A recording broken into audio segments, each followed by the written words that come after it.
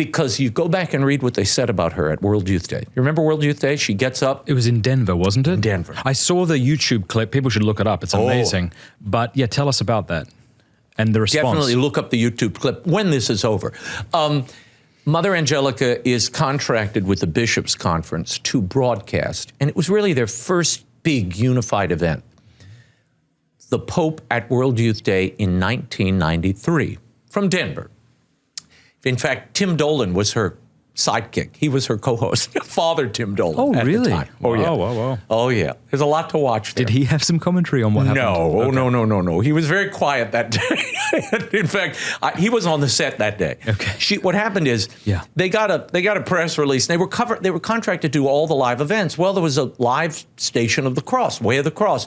Well, out comes this group. I think they were called the Feather Town Players or Feather Player. I don't know what they were called. Anyway, the Pope is not there, but these young people come out and they do the whole Way of the Cross, but there's a young woman as Jesus. My goodness. Well, Mother Angelica is watching this from the truck in Denver. And she goes, "What the hell is this?" Were you with her? No, I was not with her. But I interviewed everybody who was. But I want to encourage you to use her voice as much as you can because it's brilliant. All right. As you saw from earlier, I have a bad habit. I have a great ear, and I can't. It's almost I can't remember it unless I kind of get into the zone of whoever's voice it is. So forgive me if you're offended, but I'm not. Anyway, she sees this on the screen. She's so deeply hurt. And you have to understand Mother Angelica, simple girl, Canton, Ohio, grew up in a slum, an Italian and African-American slum. Working class. She has a healing, I won't go into all of it, a major conversion, and decides at 19 years old she's going to give her life to this Jesus who saved her. And she enters religious life. Her spiritual advisor says, go to this convent in Cleveland to get away from your mother, because your mother will never let you enter religious life. So she goes to Cleveland and becomes a Poor Clare nun. And when I say she loved Jesus, she loved him with the Italian passion of Sophia Loren. This was a love affair, but in her gut. So when you offended him, it wasn't some esoteric, theoretical thing that she had on the shelf, like a picture, and you put paint on the picture, and he goes, we'll clean it off. No. This was deeply felt. She was up all night crying and praying about this because she felt complicit. You gave me these airwaves. I built this network, and now I'm broadcasting this heresy, this lie that a woman can be you, and therefore, again, we're back to practice is doctrine. She knew it. She was smart enough to know it. Everybody knows it. The audience always knows. She said, I don't want this. I don't want this on my airwaves. It's not going to be on the airwaves. So she goes out the next day. Had it already been broadcast? It already aired. Yeah. It aired live. Okay. And she was furious. So she said, I'm going to make a commentary tomorrow night. And they said, well, Mother, we have other things. Nope, I'm going to do a commentary. And she goes out, she prayed about it. She went out, no script, by the way. This is the miraculous thing about Mother Angelica. There was never a script. There was never a teleprompter. Everything you see is just her, the fullness of her devotional life, her gut, her great storytelling ability, her joy, Matt. The two things Angelica taught me, Reverend Mother taught me two things that I've never forgotten and that color everything I do. She was a natural-born storyteller. She could create a scene and stay in it. Her mother was also a storyteller in Canton, Ohio. Same kind of wit, fun, engaging. But Mother had this deep joy. When they talk about Christ-like joy, Mother had it. She radiates it. Even when she's angry, she had it. You got to keep that joy. And I've always tried to preserve that and pray my way into it because the audience knows the difference. There's a lot of dark people and a lot of darkness out there in the media. And the audience feels that too. So she got on camera that night in Denver and through gritted teeth apologized to the audience for what they saw. And then, after praying all night, made a decision that she was going to get rid of the modern habit that she was wearing. That was the night she made the decision. We're going to go back to a very Roman habit. We're going to be very Roman. You know, it was a defiant kind of, you know, it's a Braveheart moment. If Mother was like, you know, William Wallace. She goes out slinging.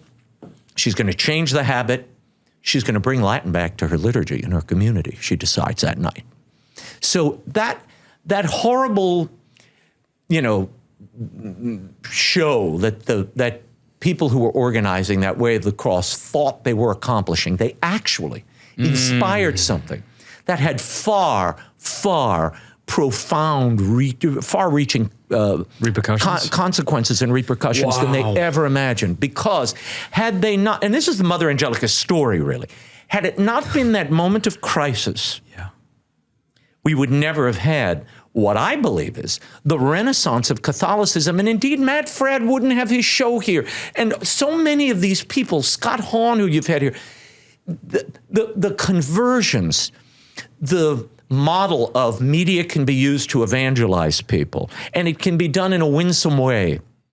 Hallow is the #1 Catholic prayer and meditation app to deepen your spiritual life anytime, anywhere. Go to hallow.com/Matt Fradd to get the first 3 months for free. That would never have happened. And the magnet and orthodoxy as the vehicle for that would never have happened had it not been for that moment in Denver, Colorado in 1993. Come on. So sometimes... Oh, happy fault. Yeah, oh, happy fault. And that's really what I'd say about the time we're in now. It's what I'll say about Pope Francis. Pope Francis's papacy was clarifying. All the people came to the surface. It was 4D all of a sudden. Whereas before, we were like watercolors. Everybody was hidden in watercolors. But when Francis came along, it gave permission, so they thought, to come out of the woodwork, and everybody showed who they were, what they wanted, in Technicolor. It's still happening. Now I await the next movement of this, which will inevitably come, whether it's now or when I'm an old man. It's going to come. And that will be the shearing of all of this, the separation of the wheat from the weeds. That's coming. And maybe that moment, maybe this moment is part of that, allowing it all to come to the surface so it can be repaired, cleaned, and maybe made better. And that's what Mother Angelica did. But it was all born out of, I hate to say it, crisis and a reaction to inflammatory gestures by people whom she believed were undermining the church, undermining the message of Christ, and deeply offensive to his heart. And it was personal for her. I have about 800 books in my Audible library, but your biography on Mother Angelica was one of the few that I actually finished, and it was so excellent. I really want to encourage everybody to get it. I was shocked at how good it was. I was so gripped the entire time, so well done. Thank you. Okay, so what was the response to Mother Angelica's diatribe? Oh my gosh. Oh, you can read it. It's in the biography. I mean, look, they called her a lunatic. Who's they? Bishops, Bishop Weakland, later Cardinal Mahoney. There was a whole faction in the church who thought she was just this inflammatory, lunatic woman from Birmingham, Alabama. No theology, no training. Who does she think she is? Like every other saint we have, you know, in the niches in your church. But they really impugned her, defamed her, I would say. Look, I was at a book signing. I will tell you, I was at a book signing, and a priest came up to me. I'm going back. This is many years ago, 15 years ago, 16 years ago. And he's in line. You know, you get a line of people. Oh, please, thank you. Tell Mother we love her. You know, I'm signing the thing. And he comes up and he throws the book down. And he says, could you make that to June? I said, okay. I said, who's June? I always ask people. And he said, it's my mother. I said, oh, well, that's sweet. Where's June? And we're talking.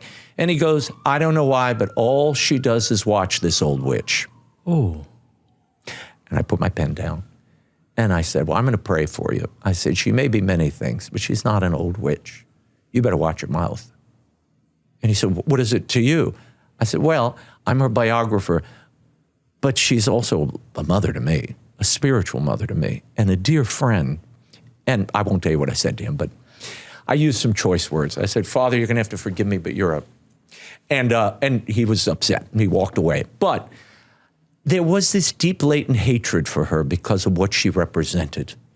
And she was a guard against, and I would argue, a lot of the confusion. At that time, remember, it was worse then in the 80s and 90s because you had these colossus figures in Rome, and the parishes were in ruin. To circle back to the beginning of this interview. That's exactly right. So now we're in the other position where the Mother Angelica effect, she did touch all of those clerics. She did reach into the seminary. There were great bishops who loved her. And look, it's just the common man's faith. It's a faith of piety. It's a faith of devotion. And really, remarkably, following the church, being obedient to the church. That's really what she popularized devotion, showcase orthodoxy, and obedience. That's really what she was about and what she used the network to do. And all these years later, I think you still see her marks. You see that First Friday devotions and rosaries and litanies, and that was dead. That was effectively dead in the United States and around the world. I would argue Mother Angelica was one of the people who not only preserved those, but extended them to the world in an incredible way. But that makes you an enemy. The devil doesn't like that stuff. And I believe in the devil as much as I believe in God. Thank you very much for watching that Pints with Aquinas clip. If you like it, do me a favor, click like and subscribe. And please offer a Hail Mary for the work of Pints with Aquinas and all the people we're trying to reach. God bless you.